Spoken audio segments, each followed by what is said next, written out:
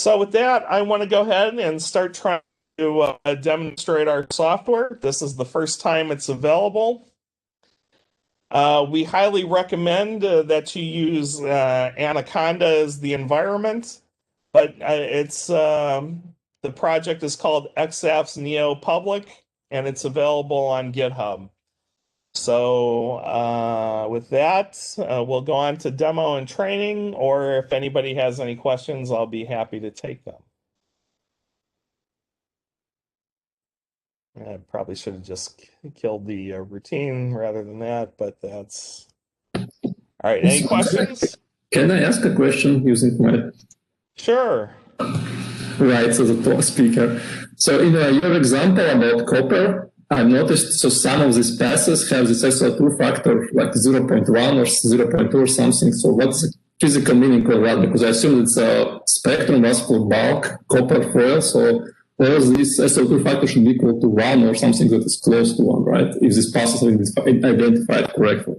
Yeah, so for most of the paths, the very strong dominant paths, it's very close to 1. Yes. So if we were, let me see if I can still pull this up. Hang on. Copper. Oh. Like here, for example. So, these early paths, this is all very close to 1 for the strong first 3 copper paths.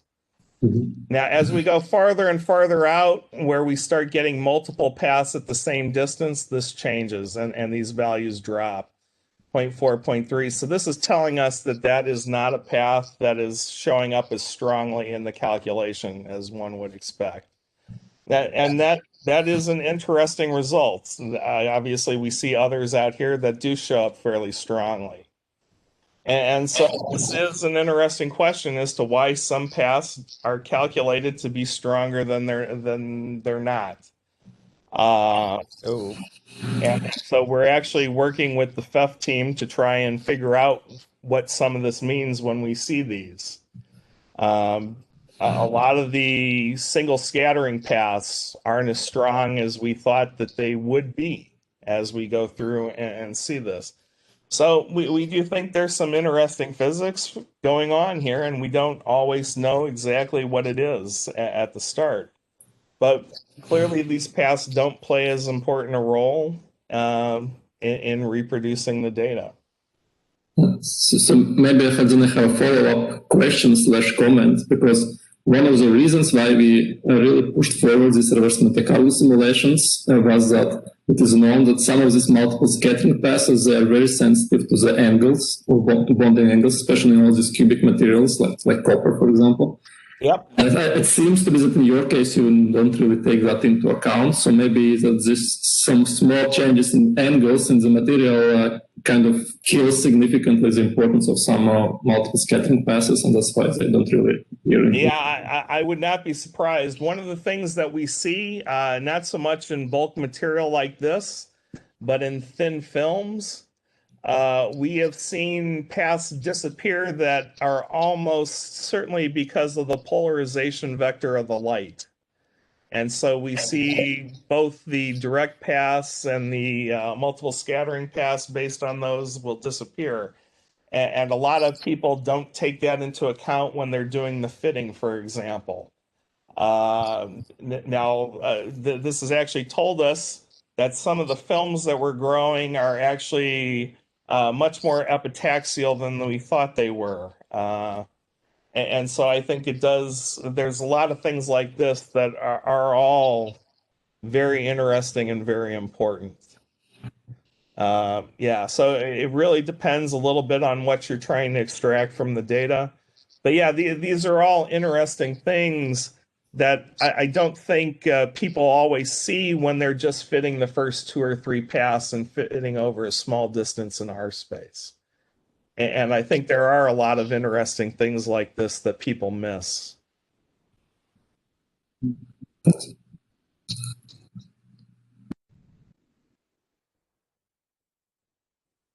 So, for example, we haven't done a lot of work on reverse Monte Carlo, but we've done it the opposite way, where we've done Monte Carlo to try and simulate radiation damage and then try and calculate the FEF spectrum. And so things like that, or calculate the true absorption data. So these are interesting things that do often get overlooked. And so I think reverse Monte Carlo is a very good way to get at many of these things.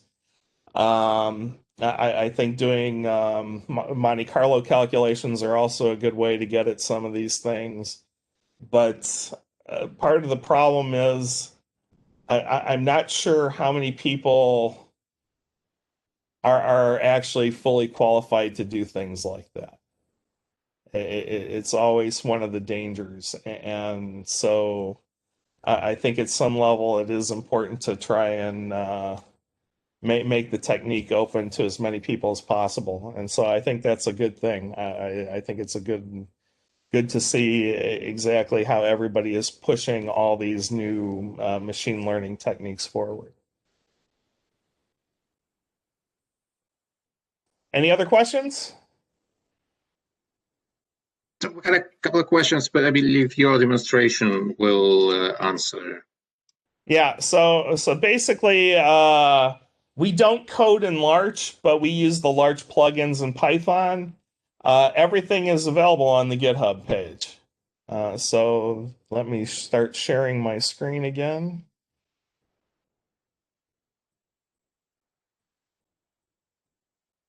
To hide keynotes.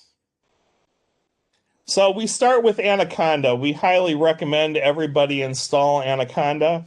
I am not going to install Anaconda here, even though it is fast. I already have it installed. But if you want to, you can certainly install Anaconda. I think it's a great development environment for things like this. Oh, did I just kill? So if I go to our GitHub page, everything is here. There are example files for copper, technetium, and uranium in here that you can use to try and reproduce our calculations. The instructions are kind of sparse at the moment. We're trying to get people to use this and give us feedback. So we would love to have as many of you download this and use it as possible. And so I'm going to come back here, open up a new shell, and I will basically install this from scratch, but I'm going to look to make sure CLS EXAFS, that I call it the right thing, so all my further so basically, I'm going to create a new Anaconda environment.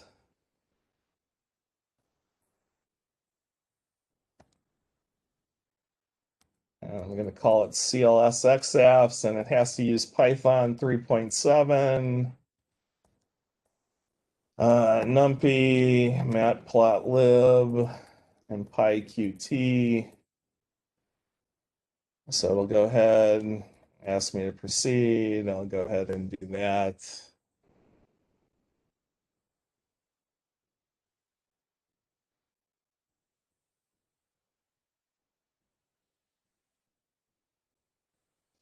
Fortunately, none of this takes too long, I hope. All right, so now I have to activate my environment, CLS EXAFS. And now I have to install Larch.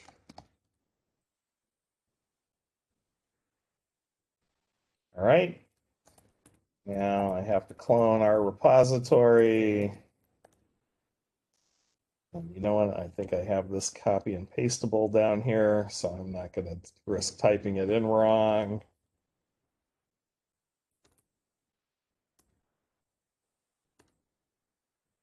All right. So there it is. So now I have to change into that directory. There's everything I need. And so now I just have to do Python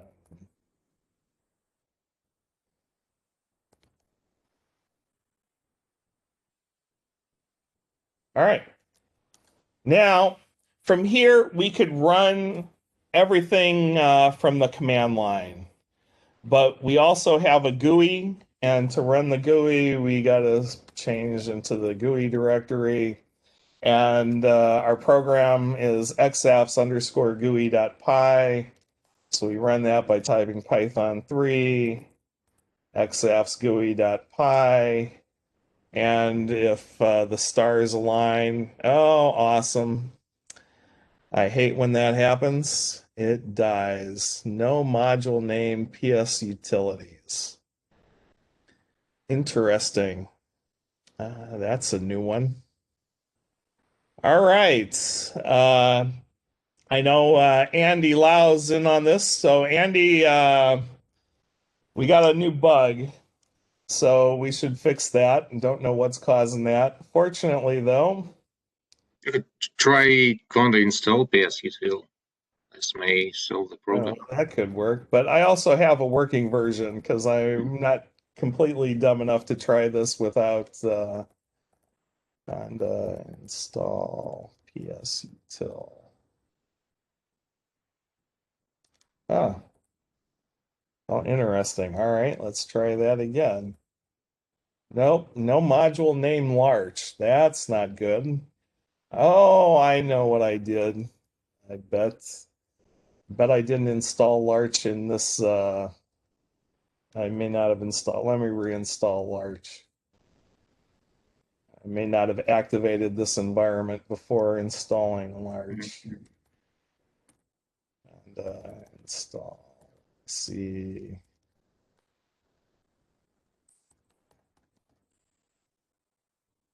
Let's try that one more time. That's odd.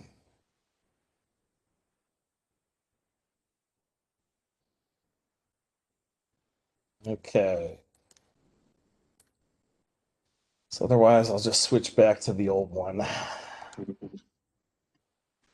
Okay. Gonna read Python 3.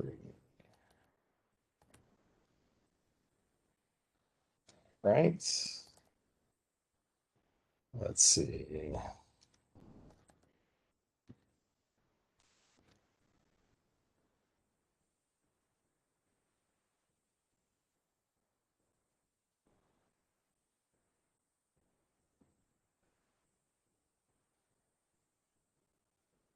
Oh, there we go. I must have installed Larch in the wrong environment. All right, so there we have our GUI. We come up with the inputs box, populations. These populations you can play around with, but we find this is a good batch that works for most things. 1,100 generations, 20% best individuals, 20% local survivors. This is where we select the paths that we're going to look at, the mutation chance, the original chance of mutation. Again, these are parameters that are a good baseline. These are the parameter data sets that we would want to use, and this will depend on every individual EXAFS spectrum. I need to drag the window open a little bit because I like things being bigger. Output, this is actually information related to our input files that were generated. So we can run the code from this GUI, but we typically also use it to generate a lot of input files. And then here's where we do the final analysis. So let's come back to the input. So I'm going to choose a file. CLS demo, and so I'm going to take technetium CL6. I'm going to choose an output file here, and we'll put it in the technetium directory, and I'll call this live, and we'll make this tccl6.csv. And now I've already created a folder for technetium with the FEF files. So if I come back over here into JFEF, I can open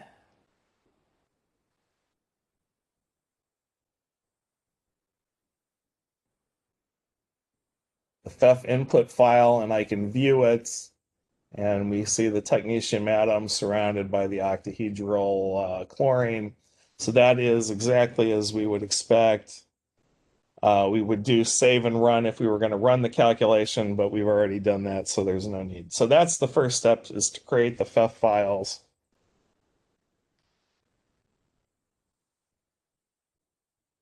So these are all in the TCCL6 FEF file.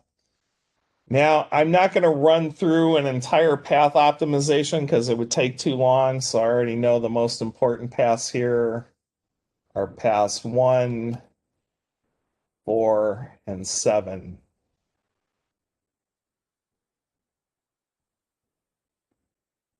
And this data, just to be clear, TCL6, best came in 4 to 10.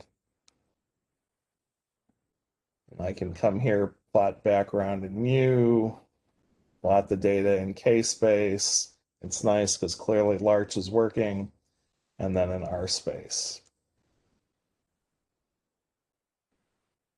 Okay, so populations all look good, mutations, Larch, background plots. So I always look just to make sure everything looks reasonable before I start the calculation. Some of my students have much more trust in how everything works and will just go ahead and start. But we hit run, and the data should now be running. So with this small number of paths and this small molecule, it's taking about 3.6 seconds per generation. So we can watch the data come by. And as you stare at this long enough, we name this software Neo because all the flying text boxes make it look to us like the text in the Matrix. So that's how we came up with Neo for the name. But this is going to run for 100 times, and we can see the history best reduced chi-squared and the history best chi-squared decreasing as we go. One of the most difficult things for us to determine is actually the offset in E naught between the calculation and the experiment. That is a very difficult thing to do. Obviously, doing the background subtraction is also a complicated thing. And so one of the things we strongly recommend is people try a number of different background subtractions. And then watch how things change as a function of the background parameters. Backgrounds are still one of the most complicated things in EXAFS analysis. I can't tell you the number of times where I've looked at case-based data, talked to the students and said, that's not right. Why isn't it right? I don't know. It just doesn't look like EXAFS data to me. And so that is one of the most difficult things, in my opinion, to still do with EXAFS, and is still challenging. That's a nice application for artificial intelligence. It's a nice application for something. I don't know what it's a nice application for, but in my opinion, it really is one of the most difficult and challenging things, explaining somebody when their background's bad, because their data just doesn't look good. So how we do this? Oh, go ahead. What's the question? Yeah, we had a question if there's a reason to use JFEF and not this FEF light included with Larch. So the reason I use JFEF is because I do like to be able to see the input file. It's usually very clear if you've screwed up in the input file when you look at it. Again, if you're doing single scattering path analysis only, it's not that critical. But if you're doing multiple scattering, say you have an alloy, you want to make sure, for example, that your alloy compositions are uniformly included throughout the entire FEF model and not just localized on one side, because then you don't have an alloy, for example. And so things like this, I think, are very important. That's why I like looking at the FEF input file, just to make sure that it looks reasonable. But you could use the free version just as well. It would be fine. But then I think you should look at the data with some other program just to visualize your structure and make sure it's really the structure you think it is. So as the routine is going, it's for the first half of however many generations, it is randomly adjusting E naught, trying to search space in random. After halfway, we actually do a localization fit of E naught to determine the best value based on the parameters we have, and then it fixes that going forward and tries to modify that going on. And it does that routine one more time at the end as well. But E naught is really hard because all the paths have the same value of E naught, so it's not easily breedable. Fortunately, it also doesn't have that large of effect on everything. So there's another question: if there's a PIP installer, PIP for your package. not yet. We expect there will be one. We typically go with this route, just pulling it off the GitHub. But we'll build an installer. Mm-hmm. So the code looks pretty fresh. We've been working on this over the last maybe 3 years. So it all started out with a number of undergrads working on it. And then we have Andy from Boise State who came on about a year ago. Andy's a PhD student at Boise State. Great addition to the team because he has added a lot. So he's a computer science major at Boise State and has really removed some of the physicists from the code and turned it into a little bit more computer science rational code, which I think is a good thing because physicists tend to write code that works and not always the cleanest. And so Andy has done a lot. The code is much faster now that Andy's gone through it. So this has been a good thing. All right, so now we're complete. We have our final fitness score. And again, we normally wouldn't run that. And so now I go to with this few number of paths. So that's kind of an artificial example. But we come in here for technetium, and this is the analysis is in the live folder. We choose that, and then we can run the analysis, and we get this output here. We can plot the data in K&R space. We get that there.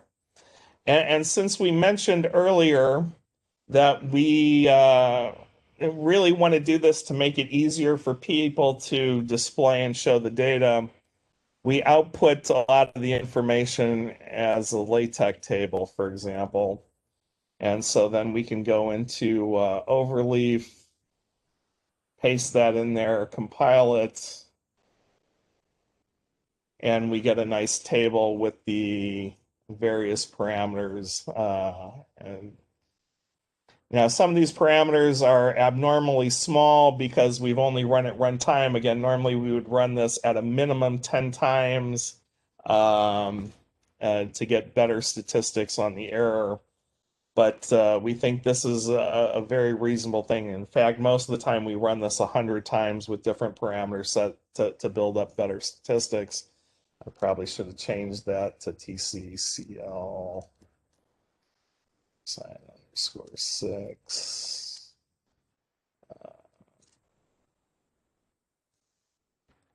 2 minus.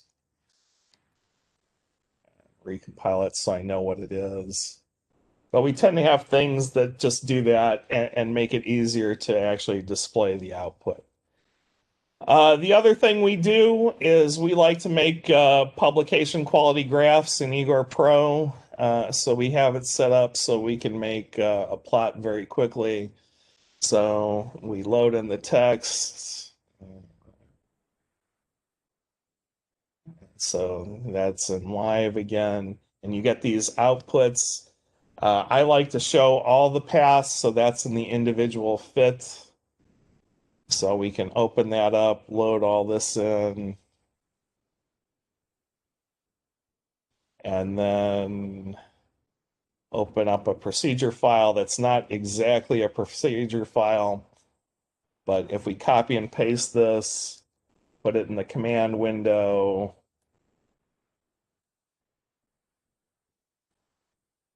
we get our plots.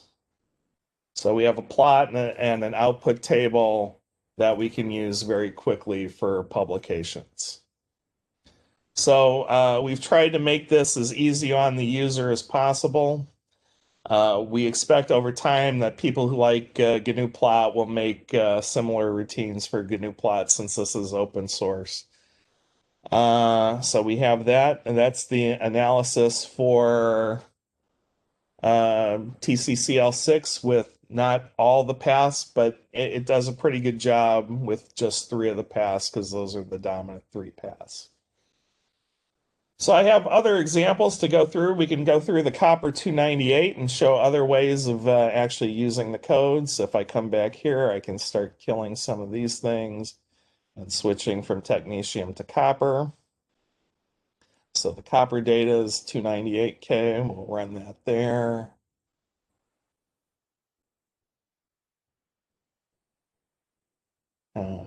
So wondering if there's a scripting way to automate this. So instead of GUI, if you have multiple projects and you just want to run it once. Yes, and so the GUI is a very recent, and I don't know if everybody saw what popped up, but all the students made me include a warning on the GUI that the GUI is under horrible development. And it is, they actually added the nice beta tag to the GUI. So let me actually come here. And so the GUI at the moment, really what it does is, let me find an example of one of these. Creates these input files. So yes, this is eminently scriptable if you want. Oh, that's not, I overwrote the input file. Oh, that was not smart. I do that every now and then. So yeah, we oddly enough, and I especially am a command line person, so I work from the command line. But there's a fairly simple input file format. I'll show you one of those right now because we're going to make them. But let me show you that. So as we go through here, let me go back to copper. And we will call this live to folder live. We'll call this output CSV. All right, populations are good. Paths, for this one, we want to use a different set of paths. So I'm going to pull this down here and copy and paste it from here.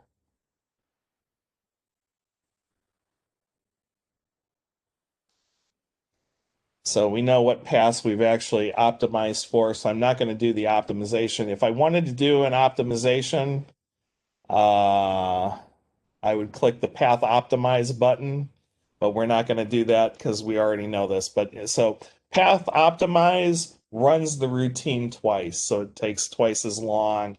Well, not quite twice as long, but you start with a larger amount of paths typically, and then it will remove some of the paths from the second go round that it determines are not relevant. So 2.5, 13, 2. So if I do this, I should be able to plot the background in mu. That's clearly copper, K-space data, R-space data. All right. So if I come here and we're going to do this kind of normally how we would, we would create multiple input files. I'm not going to create 100 input files right now. I'm going to make 10. And so I personally don't use populations as low as 100. I usually go 1,000 to 5,000. I typically don't go up to 500 generations. So 150 and 75 generations are what I like to do. But the wider you probe, the more results you get. So if you go over too long, and then perturbations 20 to 50 is usually pretty good. And so then I can hit generate input files here. It'll ask me where I want to save them. And I created a live. So I have a new folder here. I'll call that inputs and choose.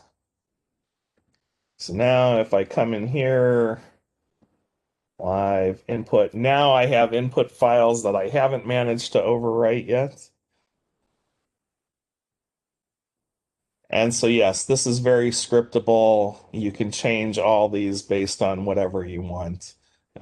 Easy enough to just change all the different files in this. All it's related there. So you don't have to use the GUI. It's easy to create scripts to do this and do these changes. We put the GUI together because I think people like GUIs. I'm old enough to not like GUIs, and I'm really old enough to not like programming GUIs at all. It's a nightmare. There are some weird things in the GUI that drive me kind of crazy, but we do have things like this. And so, yeah, it's just a matter of modifying this input file, and you can easily modify that. We don't like GUIs too. Yay, team. Good job. I wish I saw who had actually put that in there, but yeah, no, GUIs. So I can tell you the thing about the GUI that drives me absolutely most insane is changing the path range. So if you change the path range, um, it will automatically put in a 0 value. And so then you always have to delete this 0. And that's to make sure that you can't launch the code without any valid path input thing. But I would think there's got to be a better way of doing it than that. But all right, so now we have the output. So I have those output files. And so they're all right here. Perfect. We have them right where we want them. So now I need to come here. And if I'm going to run this like this, we're going to show you, and this is also scriptable, but I don't have a script for this yet. Because now we normally just pass all this data off onto the cluster and let it run. But I have 10 input file, 10 input files. So 1, 2, 3, 4, 5, 6, 7, 8, 9, 10. There we go. I've got 10 windows. And then this is my favorite part because I can make my computer take off.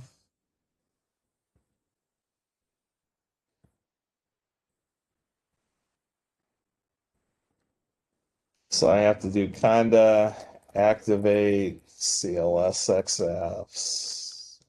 Can't remember if I put the E in or not. Woohoo, good. So I come here, do that in all my windows. And again, this should be scriptable, but this is parallelization on the cheap. And then I have to change to my one directory, and I changed that a little bit.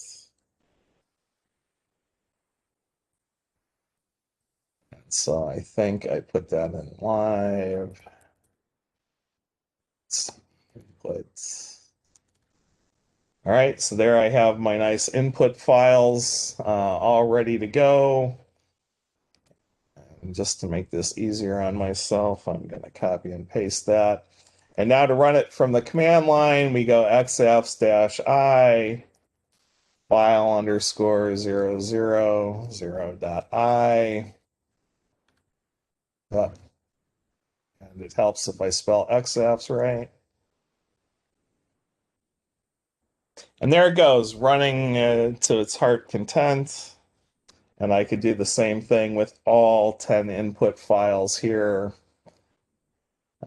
So cd there, exafs-I file 001.I, and it'll go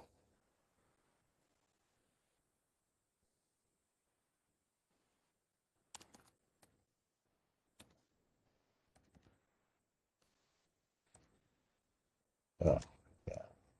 Again, this should be scripted because script spells better than I do.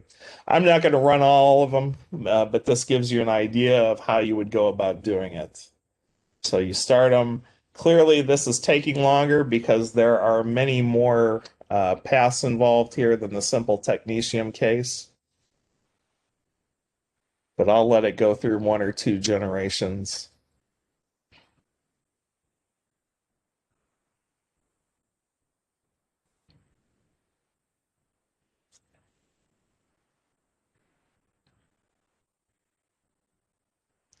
Yeah, I'm kind of surprised. Usually by now my laptop has its fans spun all the way up.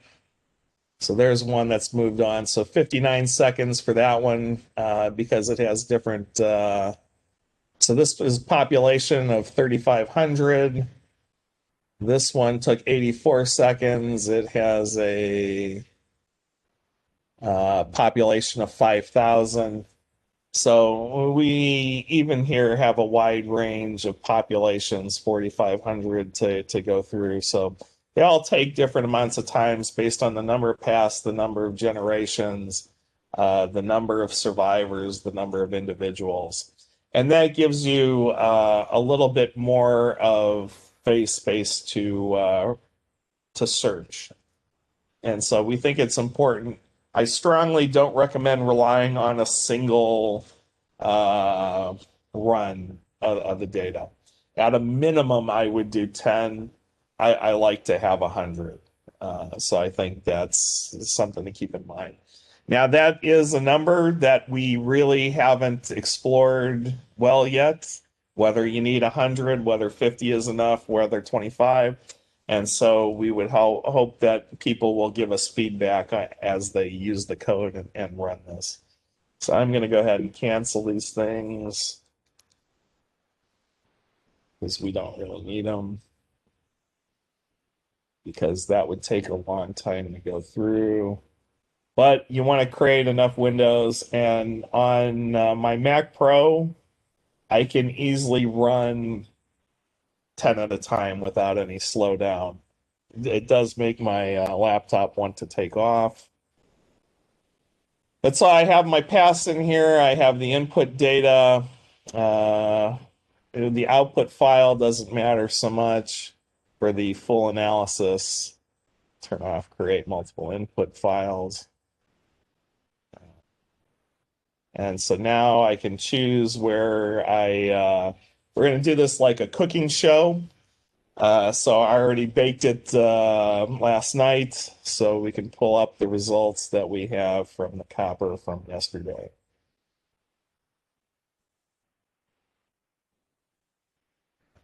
So those were the multiple input files, but I don't want that, so I want here. And then I can run the analysis, and I get the same information in the table, plot the data in K&R space. I get a good fit to the data. Clearly, we could almost certainly benefit from including a little bit more pass out here at higher R, but and then this is a pretty good fit for 10. And again, the same thing happens here. We can pull the data. This is also saved as a data file, but if you're staring here, it's easy enough to look at this, pull it out. And then we can put this table in, and that would be copper metal.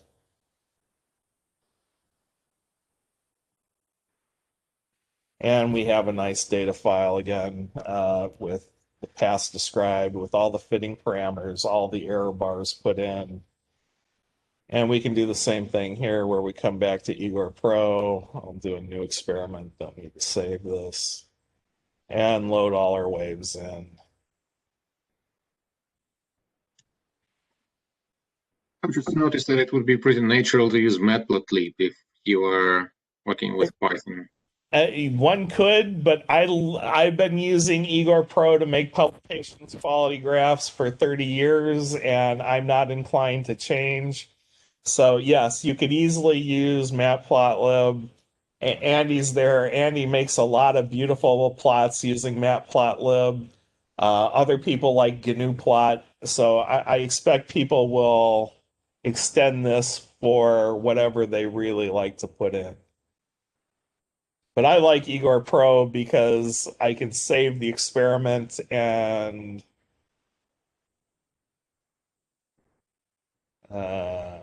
so, okay. Open this real quick.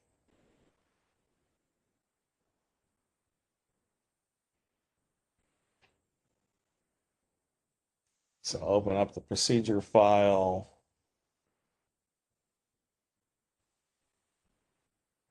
But yes, I imagine one could easily do this, matplotlib. Pull this out here, but you know what I like, I can do other things in here and then I can save the experiment. Okay, re-encoded the text.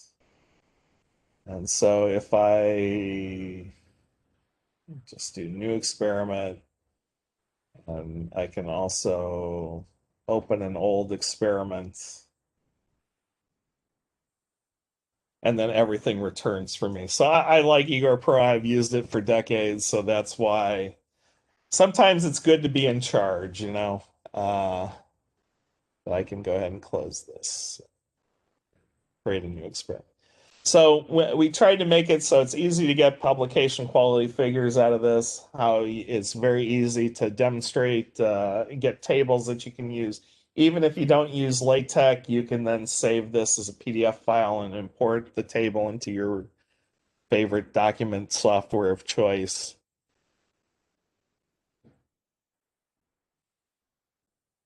Okay, another example. How we doing on time? We're doing okay for time. Okay, so that's it. UO2 nano clusters.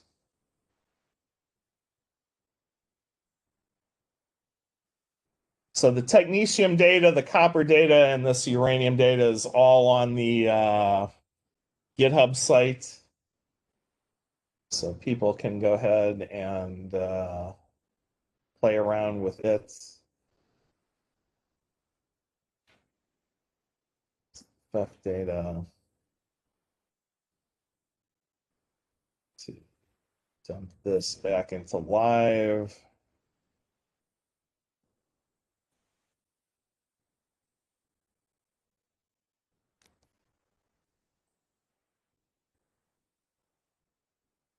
Okay, populations pass. I have a different pass set for the UO2 nano clusters. And for some reason that looks like the same, so it's not good. So let me come back here, UO2 data.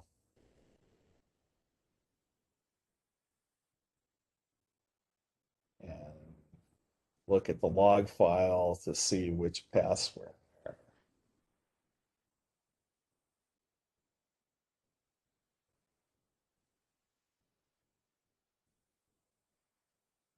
Oh, 1 through 11. Okay, there we go.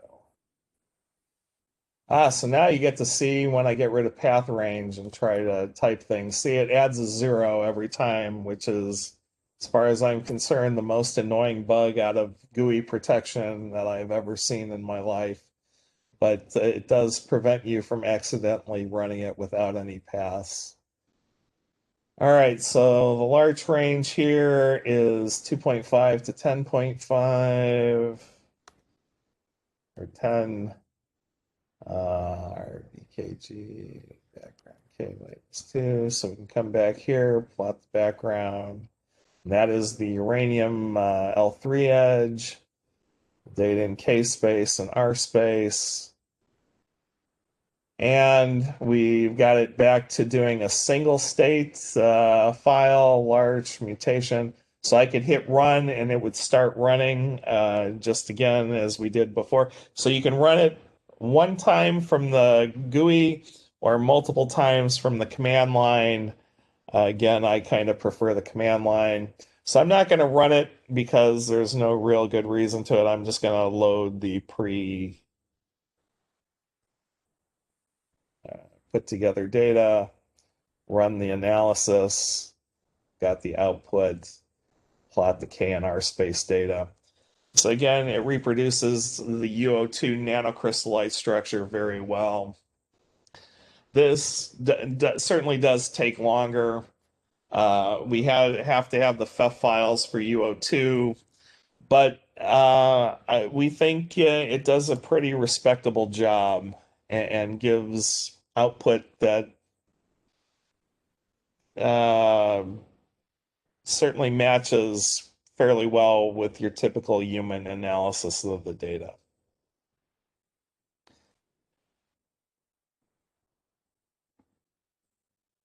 So I'm going to skip the hematite, and we were given an example of pyrochlorofluorite to pyrochlor transition by the CLS to look at. And so let me pull that in. And so that is this one here. And so where is the data? The data is probably in here. There it is.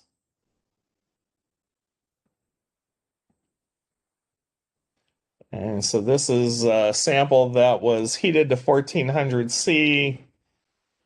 The FEF data for this is, let's see, probably in here. Okay.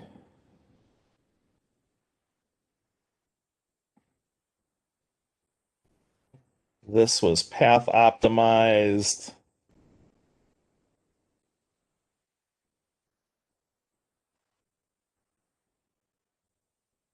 Right. And the range on this data was 2.5 to 10. KGK light. So let's look at this.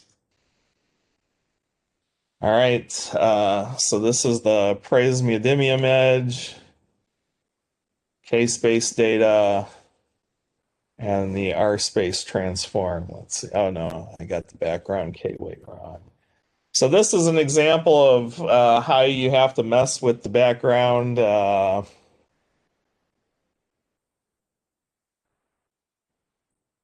This was our best background representation compared to that of the published spectrum on this.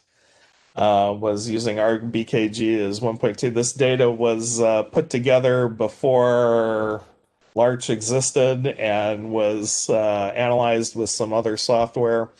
And so this is one of the hardest things to do, in my opinion, with EXAFS analysis, is match backgrounds from the different background analysis tools or background subtraction tools.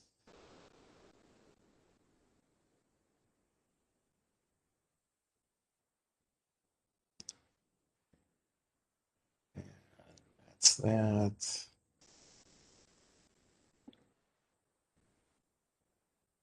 And so that we have our best optimized fit to the pyrochlor structure. If you look carefully, it looks like we're still missing a little bit here. And the data actually, our GA reproduces the published spectra really well. And so it could be that this is a little bit of an offset due to the background, or it could be there's another small oxygen peak that's missing a little bit in the data. So from this, it's a little unclear. We've started now going ahead and mapping out mixtures of fluorite and the pyrochlore structure over the full data range of data space, but we didn't get that finished in time to go on through here. But I hope I've demonstrated how our software works and what you can do with it. And we hope people will download it and start sharing some feedback with us. So with that, I'll be happy to take any questions that anybody has.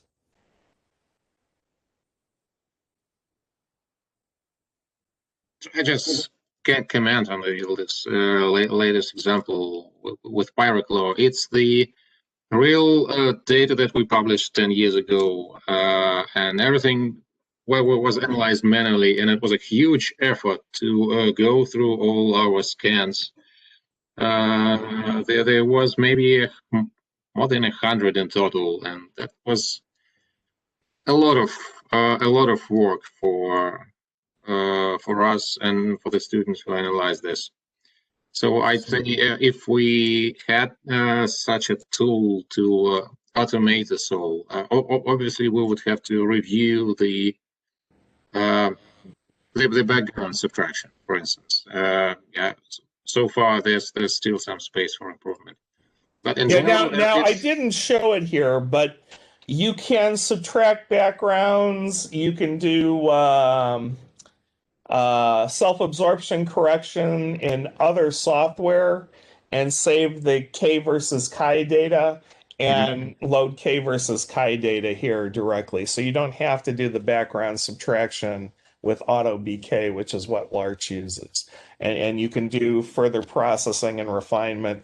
We're going to add self-absorption corrections into the code because we think that's important. And the other reason is we do a lot of fluorescence data on alloys and things like that where you have to perform self-absorption corrections. So that's why this release is 0.93 instead of 1.0, because there's still a few things that we have to add. But so you can load in K versus chi data that has been processed in other software, so with different background removals. But one of the things that I'm really looking forward as we keep going forward is to explore the effect of background removal. So changing the parameters up a little bit and see how that affects the fit. I mean, usually it's not going to affect the higher R peaks, but usually it has a significant effect on the lower R peaks in my experience. So I think those are all interesting things that we can look at going forward. Another thing I'd like to do, just kind of out of interest, is analyze the same sample collected on different beam lines and look at the different results. I think that would be a very valuable thing to do as well. So one of the things about Illinois Tech is we run one of the few EXAFS databases. And so we host all of Farrell Lytle's old EXAFS data. And so if people want to provide data to us where after they've analyzed their data, published it, let us know which paths are important, we can start then using that to try and populate a neural network to help pull which paths are important for structures going forward so other people don't have to do the same path optimization routines and things like that. They have a similar. So we would be happy to host that if people want to contribute that going forward. Do you have a link somewhere? Maybe. Let's see if I can find it real quick. Lytle EXAFS data. IIT. Yeah, there we go. The EXAFS database.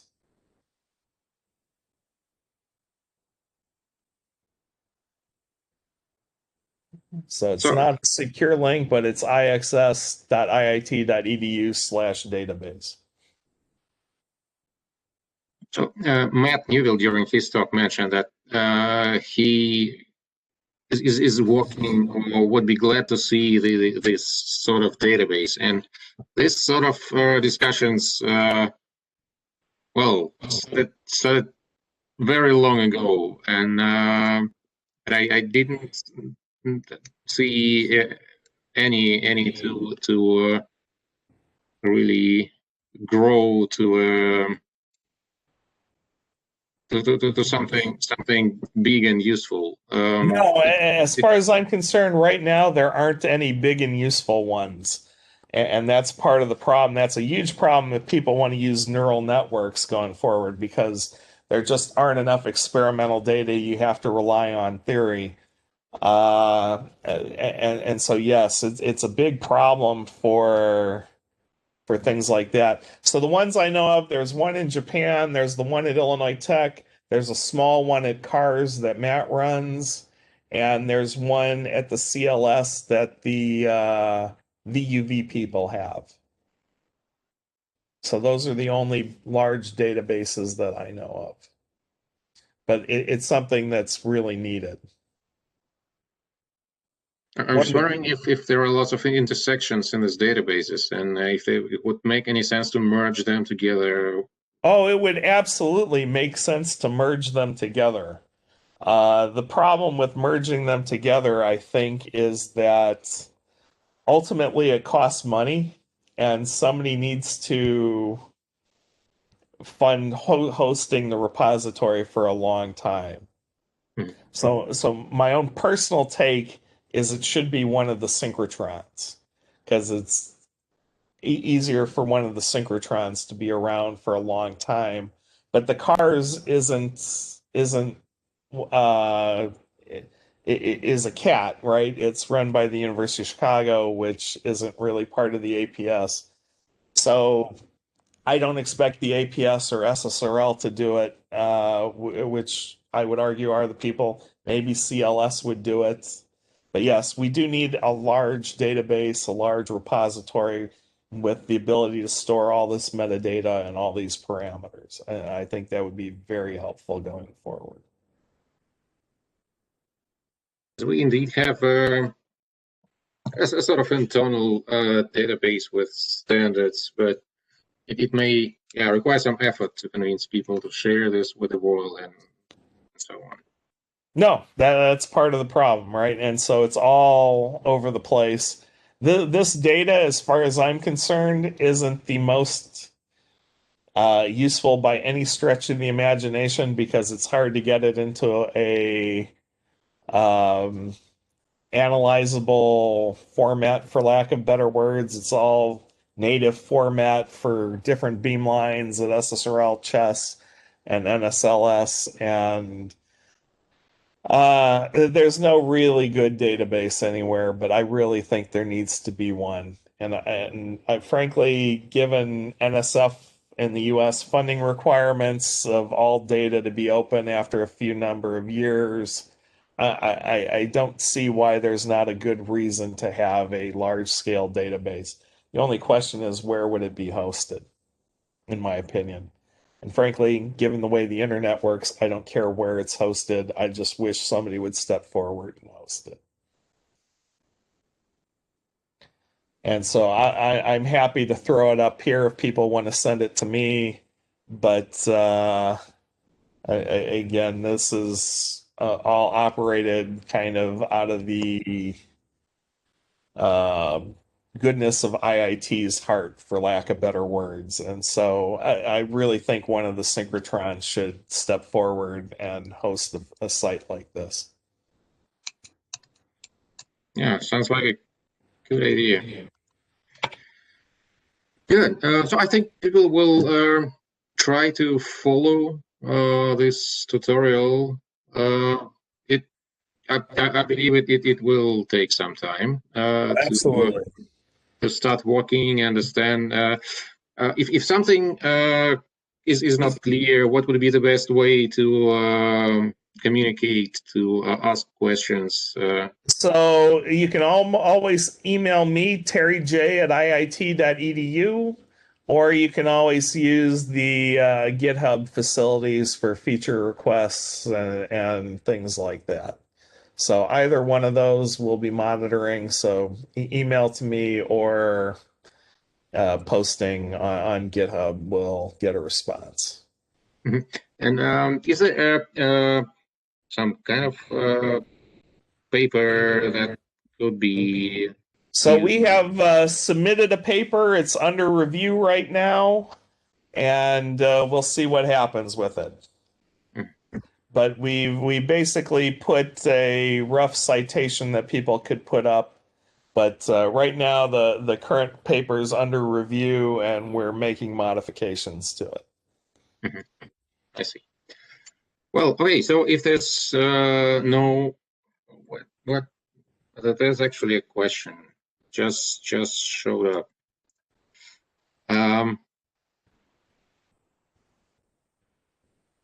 So the question is if the fitting would also work at edges other than K, like L2 or M45. So the uranium was the L3. That was the uranium L3. So it works anywhere.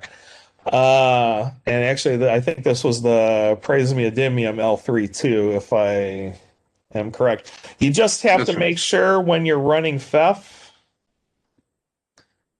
Oh, that's not FEF. That's large. You just have to make sure that when you're running FEF, you select the right edge for your files. Could you please share the screen? Yeah. Oh, sorry, I'm not sharing my screen. Hang on one second. Okay, share screen. Share. Where is the share screen button? Okay, got it. All right, can everybody see that? So you just have to make sure when you're creating your FEF input file that you select the L3 or the M4, M5, whatever edge you're looking at when you create the FEF pass. So that's all that matters. So it works with any edge as long as the FEF input files are for that edge. And so right now we're working on a simple way to merge FEF files from different species if you have a mixture of atoms. Right now we typically do that by hand, but we're working on so you can pull FEF files from different directories. But right now what we do is we basically rename some of the FEF files. There are a couple ways you could do it. The easiest way is to, when you get these FEF files, let me show you a directory. So we get like fef0001.dat. So if you have a mixture, the easiest way to do this is to change one of these to a 1 and make them fef1001.dat and then put 1001 in the list. Or you can rename them sequentially. So you just have to put all the FEF files that you're going to use right now in a single directory. And I have an example of where I did that for Pyro. So here I've just put 20 paths sequentially. The first 6 are from a fluorite structure. The last 14 are from the pyrochlore structure. And because we're fitting in case space, we're still, even with this number of paths and all the fitting parameters, we're still way below the Nyquist limit, given the quality of the data. So as long as you keep the Nyquist limit in mind, you can have a fairly large number of paths. It takes longer. The more paths you have, the longer it's going to take to run. But like I said, if you have access to a cluster, you can fire them out, go home. Even if you're running them on a laptop, you can run them all fairly easily. And again, it should be fairly easy to write a script that starts them all on all the different processors. So Yanis mentioned earlier that it's very important to start with a good guess in the beginning when you start optimizing. So what would happen if the structure that we're trying to fit is it differs from the final output? If it differs, you're going to get something like this. Well, let me go back one. So, for example, here is our fit with UO2 to something that was effectively a mixture of uranium carbide and uranium silicide. It's not going to fit. And so as soon as you see something like this, you know it's not a good fit. You know that's not the structure you have. So it won't be able to refine this into matching the data. That was one of the big concerns we had with the start was would it be able to optimize these effective sign functions into anything?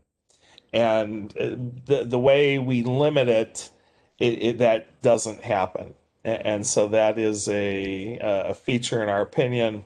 And you'll get path values that are unphysical. So we have 0.14 here for the first uranium oxide path, and then we have a huge number of uranium oxygen multiple scattering paths. So this immediately tells you that this is not a good fit, and then there are no uranium path distances. So you can try if you have a bad structure. And so what we do when we're fitting data like this, we'll make up 20 different structures, 20 different FEF input files. We'll create 20 different paths, and then we'll run all of these simultaneously. And then we'll look and see which ones lead to reasonable physical fits. Then we typically make mixtures when we know we have a mixture of a compound. So we'll take a couple of the best fit structures and put them together, especially if we don't know what we have in advance. When you're irradiating things inside of a nuclear reactor, all kinds of bad things happen. It's a high radiation environment. You got neutrons flying around. You get neutron damage. Usually you end up with a mixture of things. And so we often have to deal with mixtures like this. And so that's one of the reasons why we do this. So people always like to see, can you rule something out?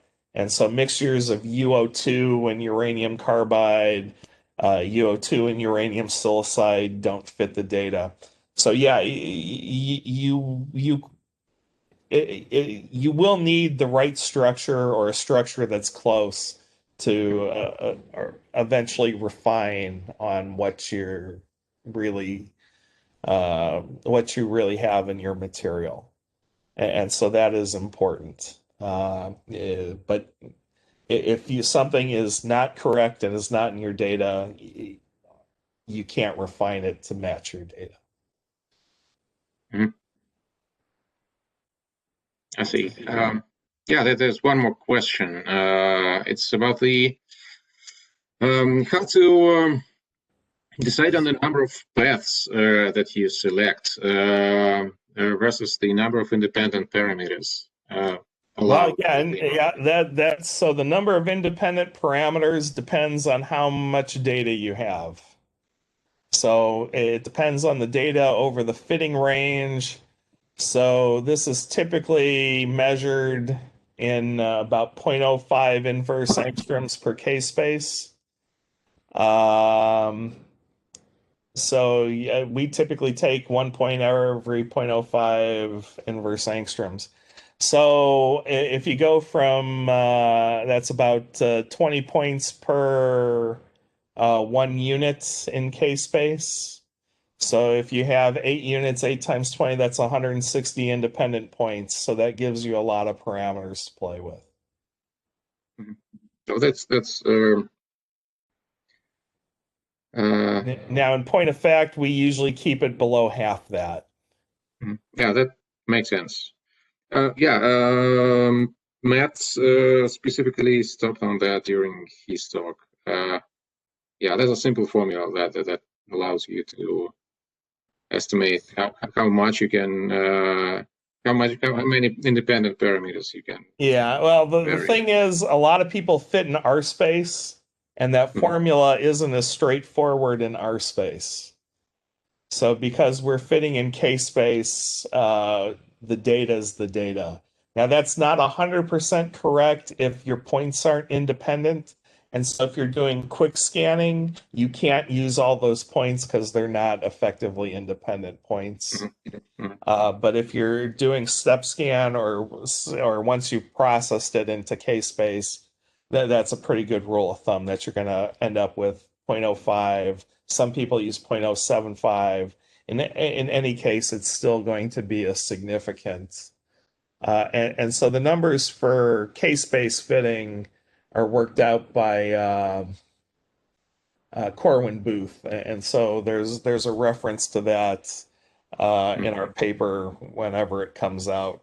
So yeah, so that's important to understand. You have to have a reasonable range, but given there are roughly 3 parameters per path, how we're doing this right now, you can have a lot of paths before you get close to 80, 90 parameters. Well, and so you basically in the optimization, when you have here, where's the path optimize? So we would take away the input paths. We would start with extra paths. So we would look at all the paths that are wrong window. We would look at all the paths, they're in the R space range, and pick what range is important, and then we would try and include paths up to however far out we want to go, and then put those in, trying to include as many paths as possible without going over the Nyquist limits, and then optimize based on those, and it will throw out the paths that are not contributing effectively. And so what we do is we typically run this 100 times, again, because it's deterministic randomness. So you'll find that sometimes path 13 goes out and path 12 goes out in a different run. But when you do it 100 times, you'll see 13's in there 75% of the time and 12 is in there 25% of the time. And so we build up a histogram that we use for cutting over multiple runs. So that's typically how we do it. Again, I wouldn't rely on a single calculation for deciding what paths to cut and throw out, but over an ensemble, you get a good picture. But that's how we do it. We run the path optimizer. After that, then you have a path list, and then we rerun everything 100 times for that specific path list typically. I see. Good, thank you. So we're right on time. It's 1, and it's the end of our workshop. Thank you all for being with us all this 2 weeks, a little more. Thanks for your patience. Thanks for participation. Thanks to all the speakers who found 5 hours of their time to dedicate to this workshop. Thanks for presenting this new ways to analyze the EXAFS data. I'm absolutely sure that it's extremely useful for many people. I can't say yet if we are planning to repeat this workshop again, because we are impressed by the interest. We didn't expect so many participants to join this workshop. So there's a chance that we'll repeat it sometime in future, and obviously we'll inform all of you. So the recordings from the sessions will be available later, especially from this one. I think I'll send out an email with the link probably tomorrow. Then we'll compile a site that will contain all information, all presentations and examples that showed up during the sessions. In fact, it already exists. It's on the conference page. I will send the link again in the information email, in the concluding email after this workshop is over. And we would like you all to spend a couple minutes and leave a feedback regarding this workshop. It will be interesting to see what you liked and what you didn't like and what you would be glad to see in future. And thanks again, everyone. Have a nice day. And maybe see you again in future. Bye.